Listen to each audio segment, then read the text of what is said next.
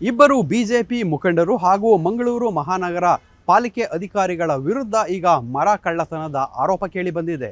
ಮಂಗಳೂರು ಹೊರವಲಯದ ಸುರತ್ಕಲ್ ಬಳಿ ಇರುವಂತಹ ಮಾಧವನಗರ ಅಂತ ಏನಿದೆ, ಆ ಒಂದು ಮಾಧವನಗರದಲ್ಲಿ ಮಂಗಳೂರು ಮಹಾನಗರ ಪಾಲಿಕೆಯ STP ಪ್ಲಾಂಟ್ ಇದೆ.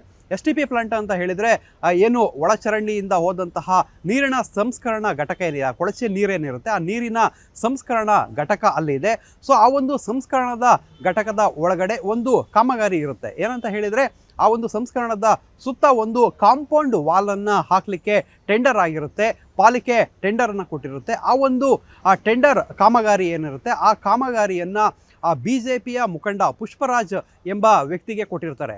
ಅಂದರೆ ಆ ವ್ಯಕ್ತಿ ಕೂಡ ಕಾಂಟ್ರಾಕ್ಟರ್ ಆಗಿರ್ತಾರೆ. ಅದ್ರ ಜೊತೆಗೆ ಆ ಒಂದು ಪುಷ್ಪರಾಜ್ ಮುಕ್ಕ ಎಂಬುವರಿಗೆ ಮಂಗಳೂರು ಉತ್ತರ ಏನು ವಿಧಾನಸಭಾ ವ್ಯಾಪ್ತಿಗೆ ಬರುವಂತಹ ಮಂಗಳೂರು ಉತ್ತರ ಏನಿದೆ, ಸೊ ಅಲ್ಲಿನ ಬ್ಲಾಕ್ BJPಯ ಅಧ್ಯಕ್ಷರಾಗಿ ಕೂಡ ಅವರು, ಕಾರ್ಯದರ್ಶಿಯಾಗಿ ಕೂಡ ಅವರು ಕೆಲಸವನ್ನು ಮಾಡ್ತಾ ಇರ್ತಾರೆ. ಅದರ ಜೊತೆಗೆ ಅಲ್ಲಿ ಏನು ಕೆಲಸವನ್ನು ಕೂಡ ಕಾಂಟ್ರಾಕ್ಟರ್ ಆಗಿ ಮಾಡ್ತಾ ಇರ್ತಾರೆ.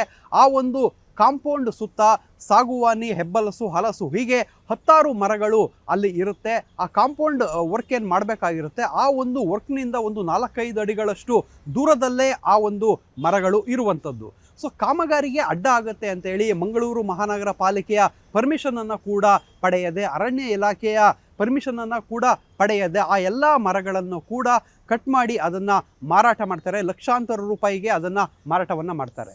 ಸೊ ಈಗ ಕಾಂಗ್ರೆಸ್ ಒಂದು ದೂರನ್ನು ಕೊಟ್ಟಿರುವಂಥದ್ದು, ಅಂದರೆ ಮುಖ್ಯಮಂತ್ರಿ DK ಶಿವಕುಮಾರ್, ಅರಣ್ಯ ಸಚಿವ ರಾಮಲಿಂಗಾರೆಡ್ಡಿ, ಹಾಗೆ ಅರಣ್ಯ ಇಲಾಖೆ ಅಧಿಕಾರಿಗಳು, ಮಂಗಳೂರು ಪೊಲೀಸ್ ಕಮಿಷನರ್, ಮಹಾನಗರ ಪಾಲಿಕೆ, ಸ್ಥಳೀಯ ಅರಣ್ಯಾಧಿಕಾರಿಗಳಿಗೆ ಎಲ್ರಿಗೂ ಒಂದು ಕಂಪ್ಲೇಂಟನ್ನು ಕೊಟ್ಟಿರೋದೇನಂತ ಹೇಳಿದರೆ, ಇಲ್ಲಿನ BJP ಮುಖಂಡರಾಗಿರೋಂಥ ಅಲ್ಲಿನ ಸ್ಥಳೀಯ ಏನು ಮಾಜಿ ಕಾರ್ಪೊರೇಟರ್ ಶ್ವೇತಾ ಎಂಬುವರು ಈಗ BJPಯ ರಾಜ್ಯ ಮಹಿಳಾ ಮೋರ್ಚಾದ ಕಾರ್ಯದರ್ಶಿ ಪೋಸ್ಟ್ನಲ್ಲಿರುವಂತಹ ಶ್ವೇತಾ ಅವರು ಕೂಡ ಇದರಲ್ಲಿ ಇನ್ವಾಲ್ವ್ ಆಗಿದ್ದಾರೆ.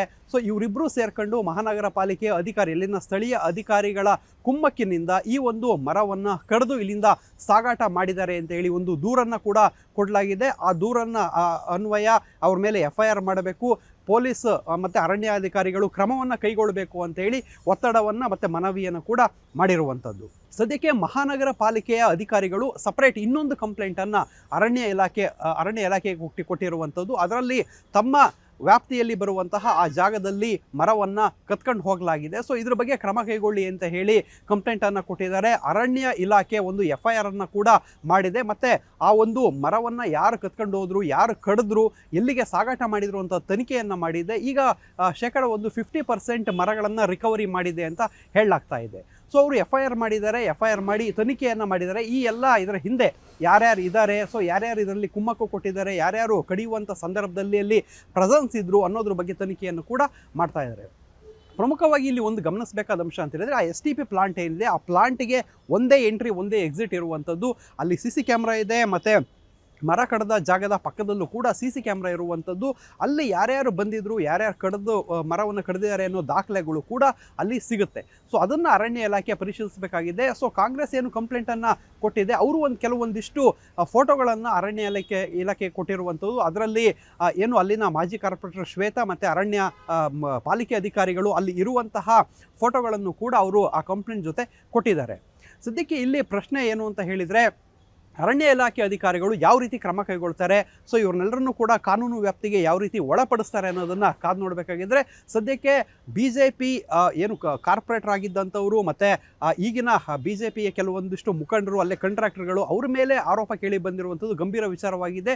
ಇದರ ಸತ್ಯಾಸತ್ಯತೆಗಳು ತನಿಖೆಯಲ್ಲಿ ತಿಳಿದು ಬರಬೇಕಾಗಿದ್ದರೆ, ಆದರೆ ಅಲ್ಲಿರುವಂತಹ ಮರವನ್ನು ಏಕಾಏಕಿ ಈ ರೀತಿ ಕಡಿದಿದ್ದು ಮಾತ್ರ ಅಕ್ಷಮ್ಯ. ಯಾಕೆ ಅಂತ ಹೇಳಿದರೆ, ಯಾವುದೇ ರೀತಿ ಮರಗಳನ್ನು ಕಡಿಲಿಕ್ಕೆ ಅರಣ್ಯ ಕಾಯ್ದೆ 1963 ಪ್ರಕಾರ ಯಾವುದೇ ರೀತಿ ಹಕ್ಕಿರೋದಿಲ್ಲ. ಅರಣ್ಯ ಇಲಾಖೆಯ ಪರ್ಮಿಷನ್ ಪಡೆಯದೇ ಇಲ್ಲಿ ಕಡಿದಿರುವಂಥದ್ದು. ಸೊ ಇವರ ವಿರುದ್ಧ ಏನು ಕಂಪ್ಲೇಂಟ್ ಈಗ ಕೇಳಿ ಬರ್ತಾ ಇದೆ, ಆರೋಪಗಳು ಕೇಳಿ ಬರ್ತಾ ಇದ್ದಾರೆ. ಈ ಒಂದು ಸತ್ಯಾಸತ್ಯತೆಗಳನ್ನು ತನಿಖೆಯ ಮೂಲಕ ತಿಳಿಯಬೇಕಾಗಿದೆ, ಮತ್ತು ಅವರ ಮೇಲೆ ಕಾನೂನು ಕ್ರಮ ಅಗತ್ಯ ಇದೆ. ಕ್ಯಾಮ್ರಾಮನ್ ರಾಜೇಶ್ ಜೊತೆ ಪೃಥ್ವಿರಾಜ್ ಬೊಮ್ಮನಕೆರೆ, TV9 ಮಂಗಳೂರು.